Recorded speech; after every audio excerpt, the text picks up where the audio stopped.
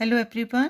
Class 10 chapter 13 exercise 13.2 का आज हम क्वेश्चन नंबर 7 सॉल्व करेंगे। क्वेश्चन है a solid consisting of a right circular cone of height 120 centimetre and radius 60 centimeter standing on a hemisphere of radius 60 centimeter is placed upright in a circular cylinder full of water such that it touches the bottom। Question में given है कि एक solid है जिसमें एक right circular cone को एक hemisphere के ऊपर स्टैंड बाय किया गया and height of cone 120 centimetre है and radius of cone and radius of hemisphere 60 centimetre है।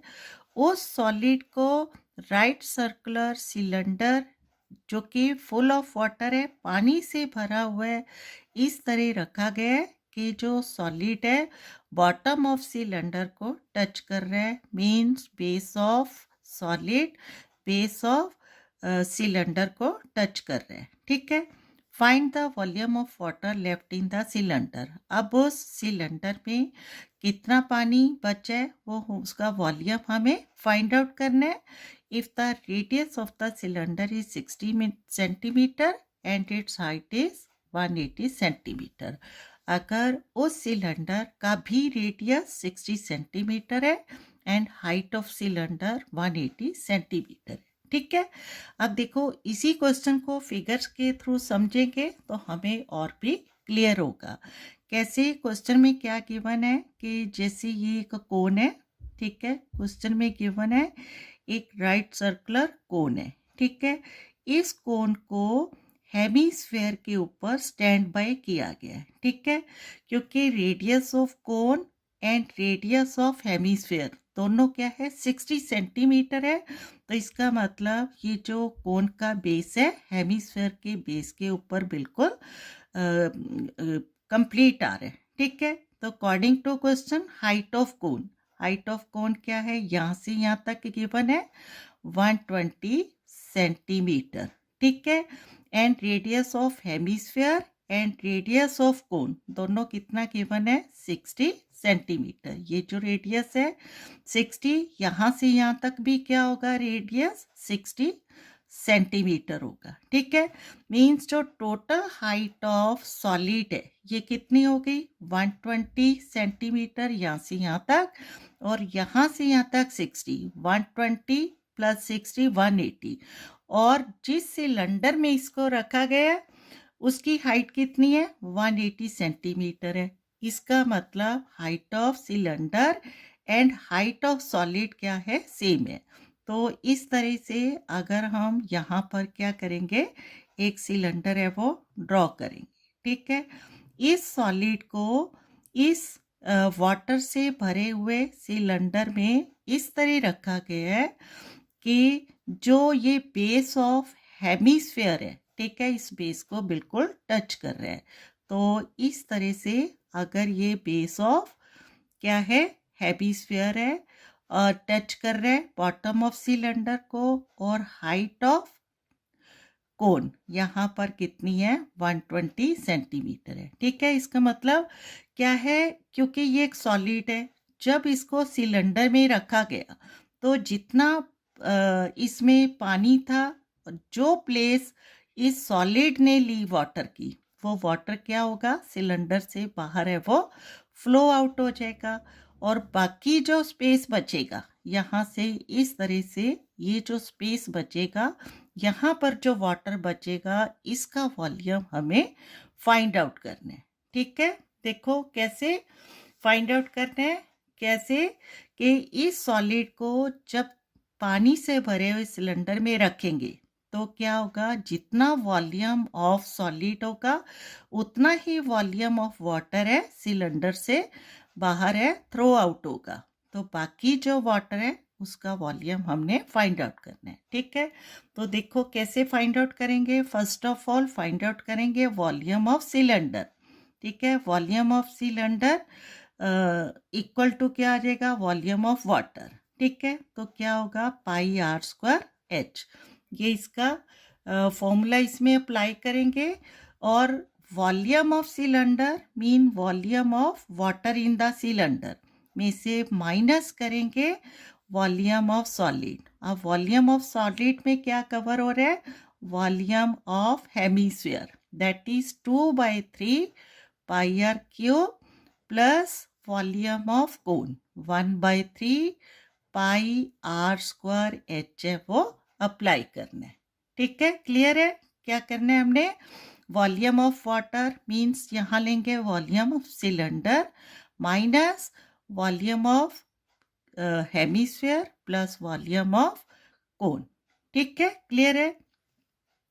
अब क्योंकि सारी हमें डायमेंशंस गिवन है, इसमें से H height of cone given है, रेडियस है जो वो भी गिवन है, इसका हेमीस्फीयर, कोन एंड सिलेंडर तीनों का रेडियस क्या है? सेम है 60 centimetre. And height of cylinder यहाँ कितनी गिवन है हमें? 180 सेंटीमीटर. ठीक है, एंड रेडियस ऑफ सिलेंडर भी कितना गिवन है? 60 सेंटीमीटर है. ठीक है, सारे हमें गिवन है वैल्यूज, तो बस हमने क्या करना है? अप्लाई. सॉल्यूशन इसका स्टार्ट करेंगे.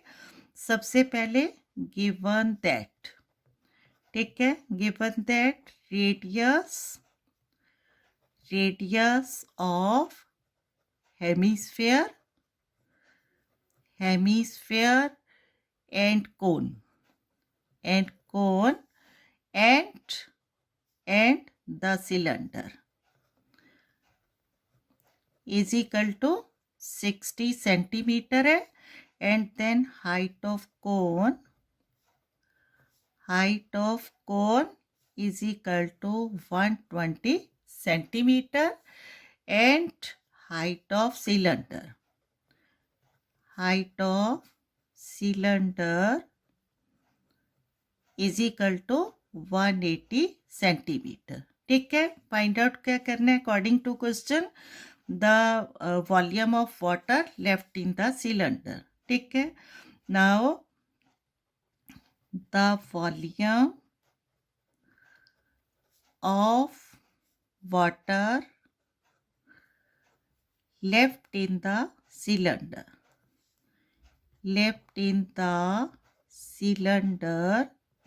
इज इक्वल टू क्या होगा? वॉल्यूम ऑफ, यहाँ लिखते हैं इसको. ठीक है, इज इक्वल टू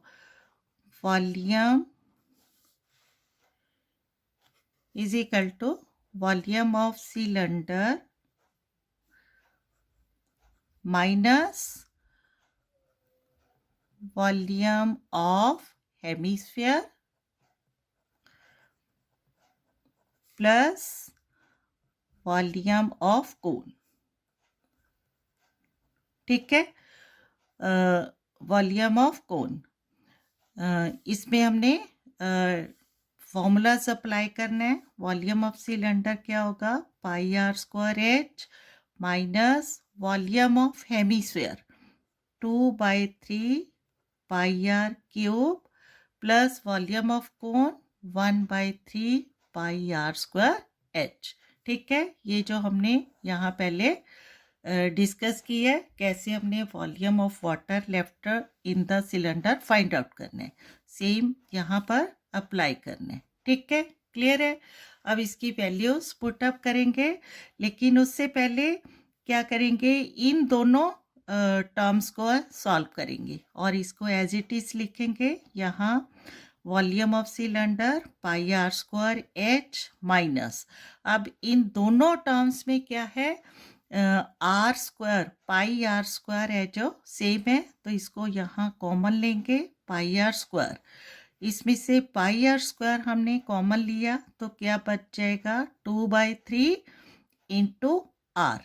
ठीक है, क्योंकि आर क्यूब है, आर स्क्वायर हमने कॉमन लिया. 2/3 into r plus 1/3 into h. ठीक है, पाई आर स्क्वायर कॉमन में. क्लियर हो रहा है? कॉमन लेने से क्या हो जाता है? कैलकुलेशन इजी हो जाती है. ठीक है, अब यहाँ pi r square h minus फिर से पाई आर स्क्वायर. ठीक है, pi r square into 2/3 into r radius है 60 plus 1/3 into h means height of cone जो गिवन है 120 centimetre, right. Again pi r square h minus क्या आ जाएगा यहाँ पाई आर स्क्वायर, ठीक है। देखो यहाँ पाई आर स्क्वायर ही क्यों अप्लाई करें हम, क्योंकि इनके सोल्यूशन के बाद इन दोनों टर्म्स में से हमने क्या लेना होगा, कॉमन, ठीक है।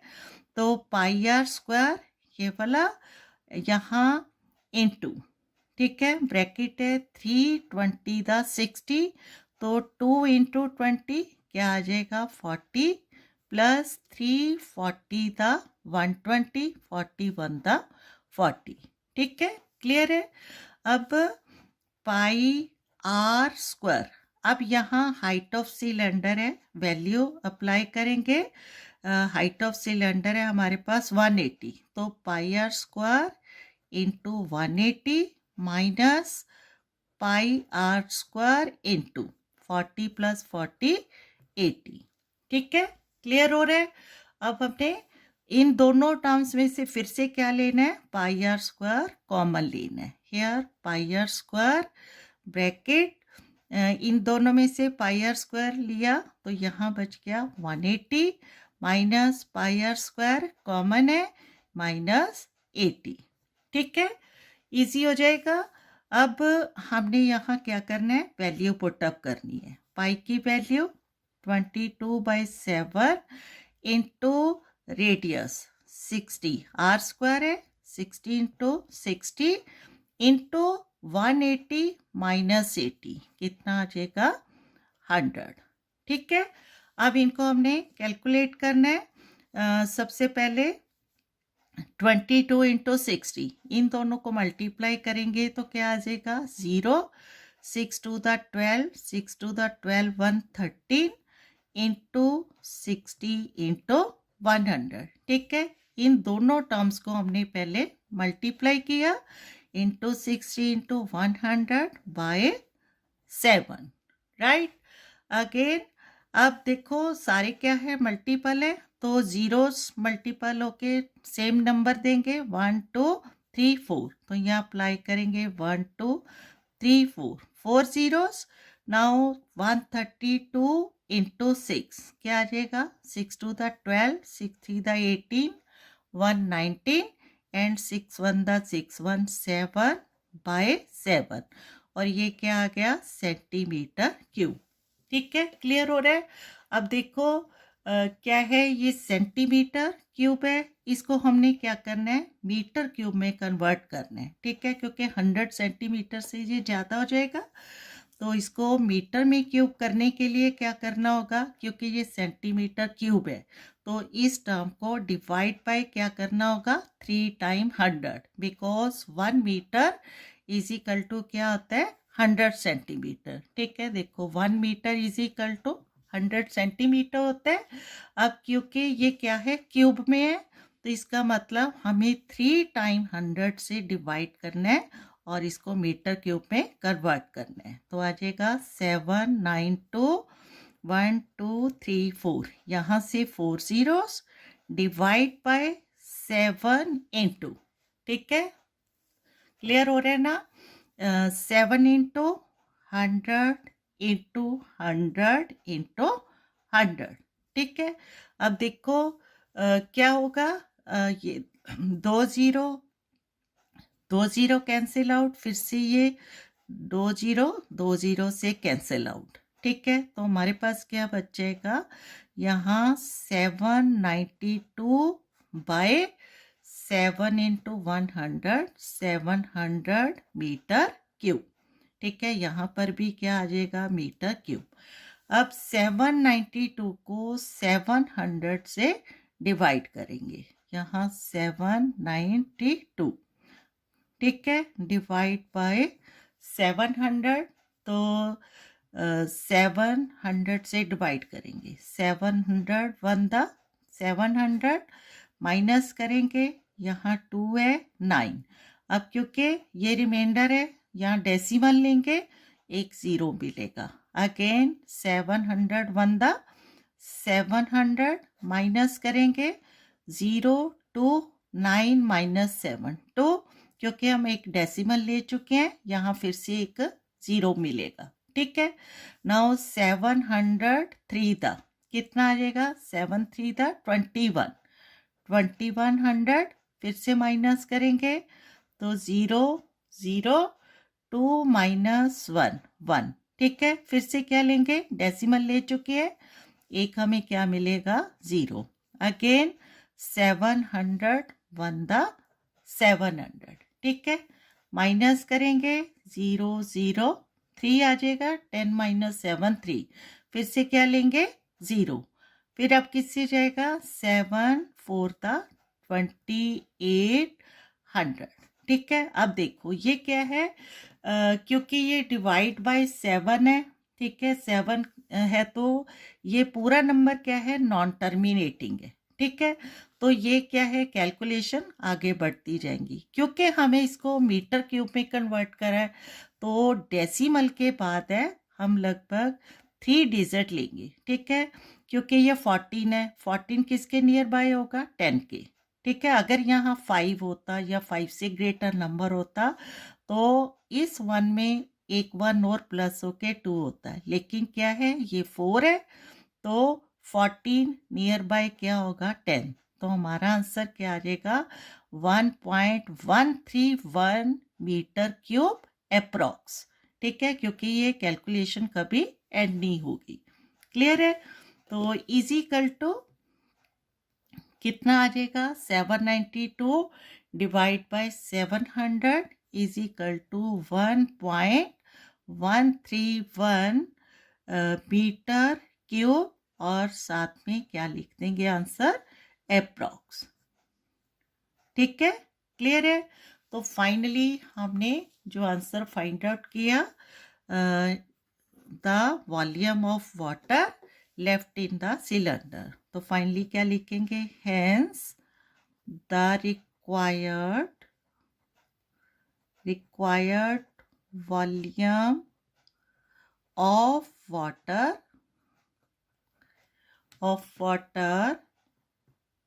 left in the cylinder is 1.131 meter cube is the required solution. Okay, thank you.